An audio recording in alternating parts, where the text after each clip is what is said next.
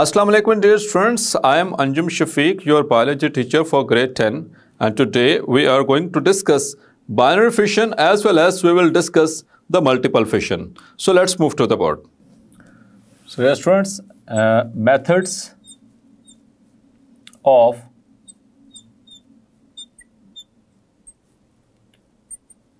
asexual reproduction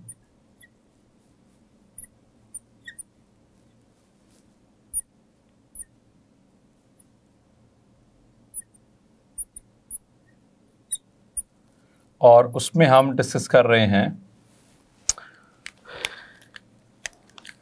the binary fission.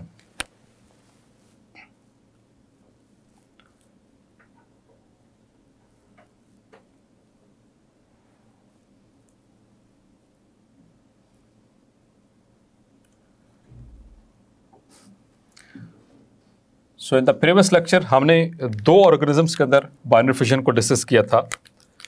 Number 1 in prokaryotes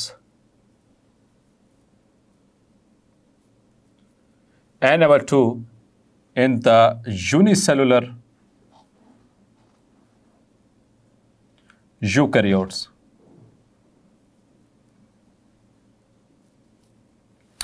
Today we will discuss the binary fission in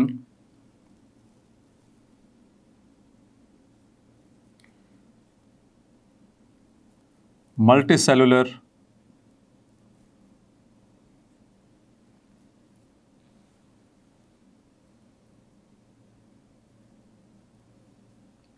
invertebrates.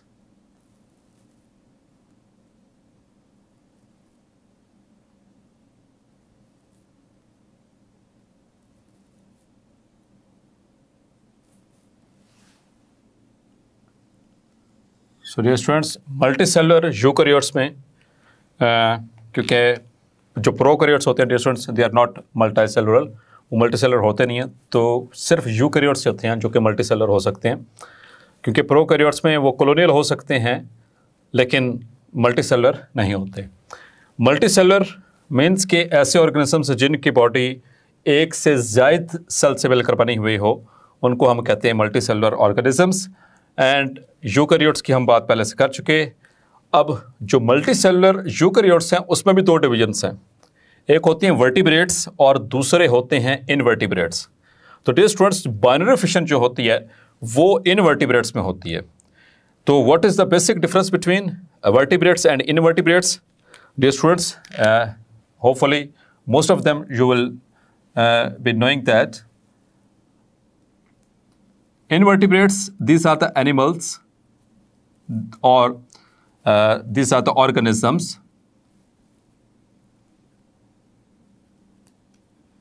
this is the term just specified for the animals which do not have backbone, उनको हम कहते हैं invertebrates। जिनके अंदर रीढ़ की हड्डी यानी ये हमारी जो सी स्पाइन है वो नहीं होती, उनको इनवर्टिब्रेट्स कहा जाता है। जबकि ऐसे एनिमल्स जिनके अंदर रीढ़ की हड्डी होती है, जिनके अंदर जो स्पाइन होती है, उनको हम कहते हैं द वर्टिब्रेट एनिमल्स। तो जहाँ तक ताल्लुक है बाइनरी फिशन का, as we are discussing the asexual methods of reproduction, तो वो इनवर्टिब्रेट्स के अंदर होती है। क्लियर? यानी कि वर्टिब्रेट्स के अंदर नहीं। So in case of multicellular invertebrates we are going to discuss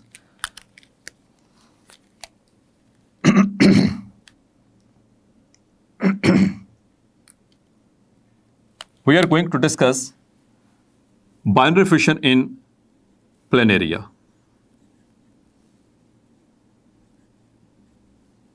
तो dear students, planaria के हवाले से आप जानते हैं basically these are the flatworms. They belong to flatworms.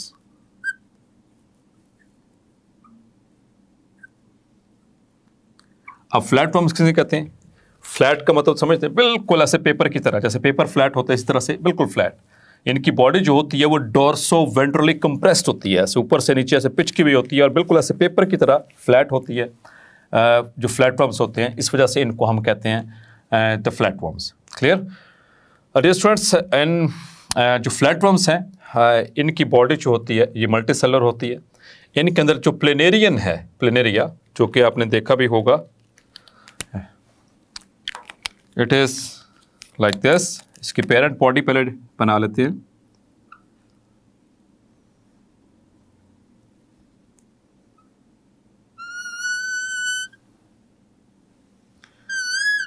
So this is a lower animal. These are the eye spots.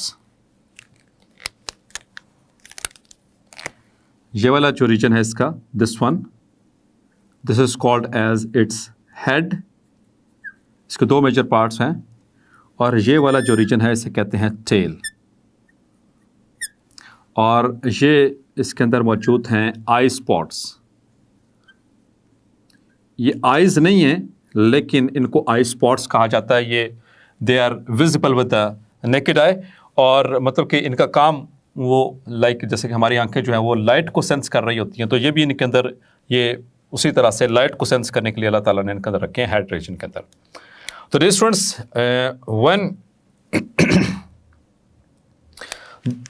Dear students, जब इसकी जो बॉडी वॉल है उसके अंदर मौजूद कनेक्टिव टिश्यू, उसकी स्ट्रेंथ में थोड़ा चेंज आता है। whenever there is change in the strength of the body wall of this platform, तो क्या होगा कि ये दो पीसेस में डिवाइड हो जाएगा। It divides into two pieces. ये स्प्लिट कर देता है इस तरह से।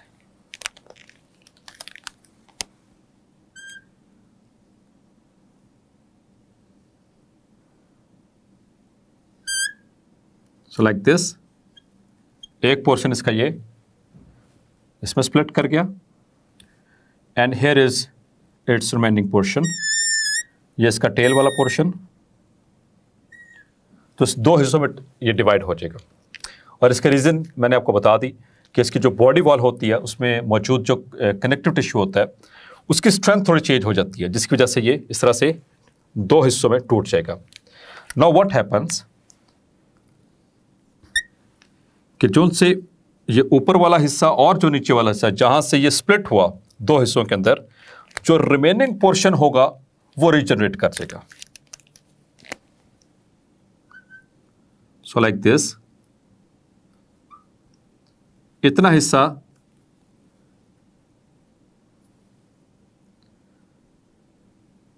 इसके पास पहले से मौजूद है। The remaining portion it will regenerate and convert into another adult platform.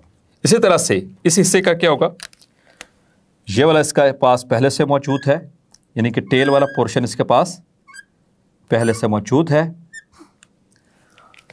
अब ये जस्ट अपना जो हेड वाला पोर्शन है ये उसको रीजनरेट कर लेगा। तो यहाँ पर मैं थोड़ा सा स्पेस ले रहा हूँ ऊपर वाली डायग्राम की। सो लाइक दिस, तो यहाँ पर आप देख सकते हैं कि एक parent flatworm, this is parent planaria, planarian, planarian is singular, planaria इसके प्लूरल फॉर्म है। तो ये दो हाफ में डिवाइड हुआ, स्प्लिट हुआ, और फिर उसके बाद जो ऊपर वाला पोर्शन है उसने अपना नीचे वाला पोर्शन बनवा लिया, तो नया रीजनरेट कर लिया, और जो नीचे वाला पोर्शन था इसने अपना ऊपर वाला हिस्सा जो है वो रीजनरेट करवा लिया। And it takes just about a week, एक हफ्ते के अंदर अंदर ये एक जो पेरेंट सेल है उससे एक पेरेंट जो एनिमल है उससे दो एनिमल्स बन जाते हैं। So this is how the binary fission takes place in the planarian. Dear students, अब बात करते हैं हम दूसरे फिशन की जो हमने बात की थी, that is multiple fission.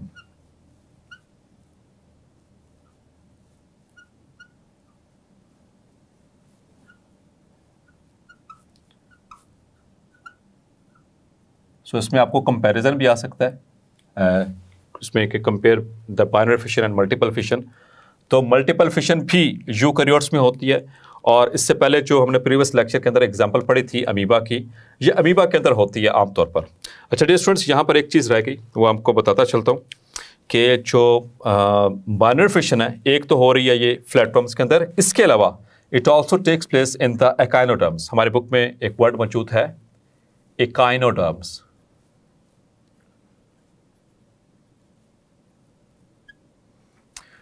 इकाइनो means spiny यानी कांटे की तरह, and derms mean skin. So these are the animals which have spiny skin. तो इनके अंदर भी डियर स्टूडेंट्स जो है वो बाइनरी फिशन होती है। लाइक आपने नाम सुना होगा, यहाँ पर थोड़ी सी एग्जांपल्स कोट कर दूँ इकाइनोडर्म्स की। लाइक स्टारफिश, स्टारफिश का नाम सुना आपने, जो कि फिश नहीं है। याद आया आपको बाइनोमियल नोमेनक्लेचर? तो ये फिश नहीं है, जस्ट वहाँ पर भी बात हुई थी कि ये एक इकाइनोडर्म है। जो फिश होते हैं उनकी प्रॉपर्टीज कुछ और होती हैं, means they have some scales and they have gills through which they respire and they are also vertebrates and most of them they are the vertebrates, जबकि ये echinoderms they are invertebrates. So starfish, इस तरह से brittle star, इसी तरह से सी cucumber। So these are few examples of these echinoderms। तो इनके अंदर भी like this is starfish, इसके 5 आर्म्स होते हैं, 5 आर्म्स, और इनके अंदर भी होती है बाइनरी फिशन। तो इसमें होगा क्या कि ये इक्वल हाफ्स में डिवाइड हो जाएगी इस तरह से, लाइक दिस, और जो रिमेनिंग पोर्शन होता है इनके अंदर वो रीजनरेट कर सकता है। इसी तरह से इनके अंदर और भी तरीक़ेकार होते हैं, लेकिन हमारी बुक में चूँकि वर्ड मौजूद था तो मैंने उसी की एक्सप्लेनेशन आपको बताई, that echinoderms. So dear students, now multiple fission. तो multiple fission it is just like the fission process. ये भी फिशन प्रोसेस है, लेकिन यहाँ पर 2 हिस्सों में नहीं बल्कि 2 से कई ज़्यादा हिस्से जो होंगे वो होंगे इस ऑर्गेनिज्म के, and it takes place in amoeba. तो अमीबा में होगा क्या, ड्यूरिंग अनफेवरेबल कंडीशंस, जब हालात बेहतर नहीं है, वो फूड हो सकता है, वो टेम्परेचर हो सकता है, वो लाइट हो सकता है, वो पीएच हो सकती है जो कि उसके लिए मुनासिब नहीं है उसके ग्रोथ के लिए या उसकी रिप्रोडक्शन के लिए। तो फिर क्या करेगा अमीबा, वो बाइनरी फिशन के बजाय वो मल्टीपल फिशन के जरिए रिप्रोड्यूस करेगा। सो मल्टीपल फिशन में क्या होगा कि अमीबा ड्यूरिंग अनफेवरेबल कंडीशंस अपने गिर्द एक हार्ड सिस्ट बना लेता है, एक आउटर कवरिंग बना लेता है, उससे हम कहते हैं सिस्ट। और सिस्ट जब तक रहेगी तब तक उसकी कंडीशंस फेवरेबल नहीं हो जाती। जैसे ही कंडीशंस फेवरेबल होना शुरू हो जाएंगी तो अब क्या होगा कि वो जो उसके अंदर मौजूद जो न्यूक्लियाई हैं, न्यूक्लियस है, वो माइटोसिस के ज़रिए डिवाइड करता रहेगा, रिपीटेड माइटोटिक डिवीजन्स होती रहेंगी और मल्टीपल डॉटर न्यूक्लियाई बनते रहेंगे। और उसके बाद फिर अंदर ही अंदर जब डॉटर न्यूक्लियाई बन चुके होंगे तो फिर उन्हीं के अंदर सेल डिविजन्स हो जाएंगी, मतलब कि वो साइटोप्लाज्म डिवाइड करेगा और छोटे छोटे जो हैं वो साइटोप्लाज्म के हिस्से उस न्यूक्लियाई को कवर कर लेंगे, and now they will behave like a separate amoeba cell. तो अभी उसको मैं आपको एक्सप्लेन करता हूँ। So let's suppose this is a parent amoeba, और हियर इज द न्यूक्लियस, और यहाँ पर कुछ इसके और ऑर्गेनल्स मौजूद हैं। सो व्हाट हैपन्स,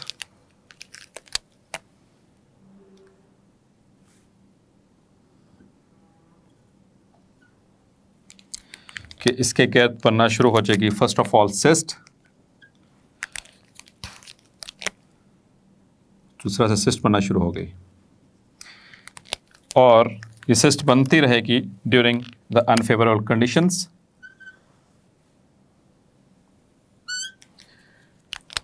और ये सिस्ट हार्ड होती है। सिस्ट आमतौर पर आउटर कवरिंग को कहा जाता है। ये कुछ बैक्टीरिया भी होते हैं डियर स्टूडेंट्स, वो भी बनवा लेते हैं अपने गिर्द सिस्ट जब कंडीशंस अनफेवरेबल होंगी। सो this is a hard cyst, और उसके अंदर मौजूद जो न्यूक्लियस होता है ये डिवाइड करना शुरू कर देगा और it will form many daughter nuclei, बहुत सारे डॉटर न्यूक्लियाई बनना शुरू हो जाएंगे। ये वही वाले इसके 2 ऑर्गेनल्स जो इसके अंदर मौजूद थे, ये इसी तरह से। Now in the next step इसको मैं बाद में लेबल करता हूँ। इसी के अंदर सिस्ट की मौजूदगी में ही अंदर जो साइटोकाइनेसिस होना शुरू हो जाएगी और उसमें साइटोप्लाज्म छोटे छोटे हिस्सों में तकसीम हो गया और उसमें एक एक न्यूक्लियस को वो अपने अंदर एडजस्ट कर लेंगे।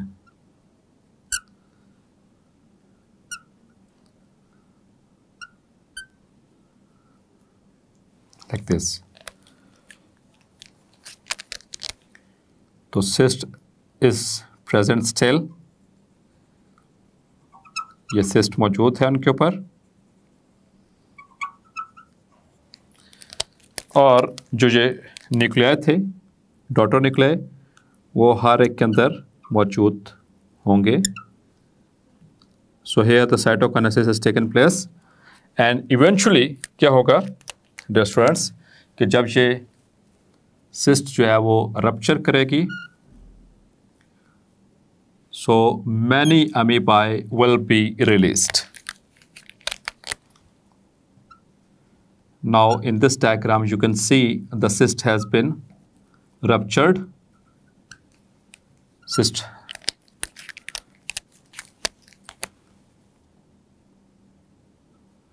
जो है वो टूट चुकी है और इसमें छोटे छोटे बहुत सारे अमीबा जो हैं वो यहाँ से स्केप कर रहे हैं।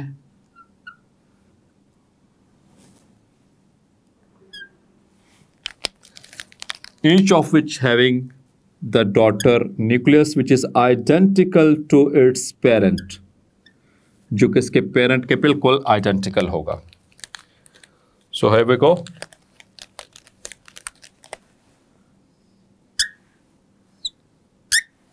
So these are the few steps. अब इसको मैं लेबल कर देता हूँ। So this is parent amoeba, ये इसका nucleus,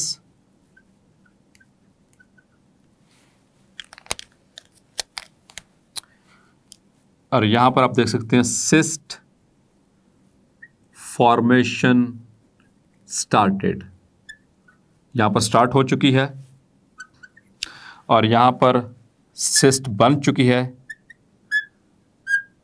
Cyst has been formed. तो डियर स्टूडेंट याद रखना है कब बनेगी, ड्यूरिंग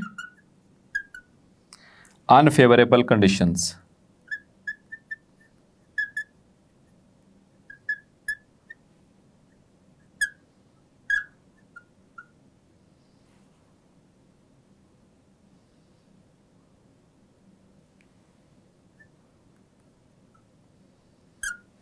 और फिर जब कंडीशंस फेवरेबल होंगी तो डॉटर न्यूक्लियाई बन जाएंगे बहुत सारे। So these are daughter nuclei which are formed during favourable conditions.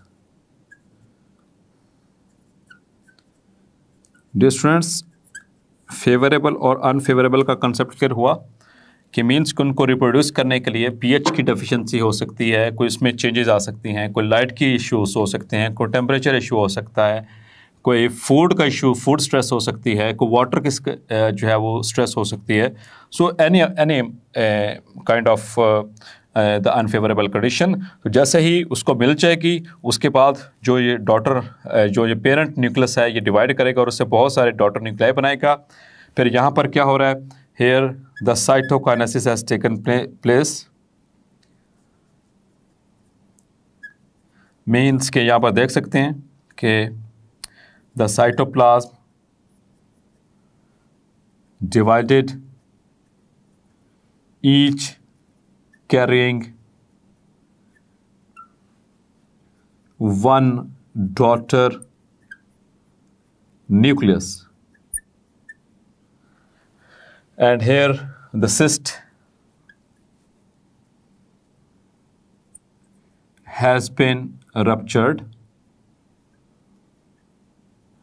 and these are daughter amoebae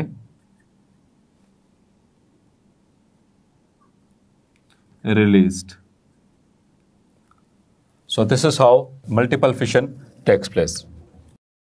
so dear students, आपने देखा कि मल्टीपल फिशन में जब अनफेवरेबल कंडीशंस होती हैं तो तब जो अमीबा है वो अपने न्यूक्लियस को, पेरेंट न्यूक्लियस को माइटोटिकली डिवाइड कर करके और कर करके रिपीटेड डिविजन्स के जरिए वो बहुत सारे डॉटर न्यूक्लियर बनवा लेता है और फिर उसके बाद उनके अंदर साइटोकाइनेसिस होगी और अंदर ही अंदर वो छोटे छोटे साइटोप्लाज्म उनके अंदर एक एक न्यूक्लियस फिट होता चला जाएगा और जब वो सिस्ट रप्चर होगी तो बहुत सारे अमीबा जो हैं वो वहाँ से रिलीज हो जाएंगे। सो होपफुली आज का लेक्चर आपको क्लैरिफाई हो गया होगा। मिलते हैं नेक्स्ट लेक्चर में, एक और मेथड ऑफ एसेक्सुअल रिप्रोडक्शन को हम डिस्कस करेंगे। तब तक अपना ख्याल रखिएगा। अल्लाह हाफिज़।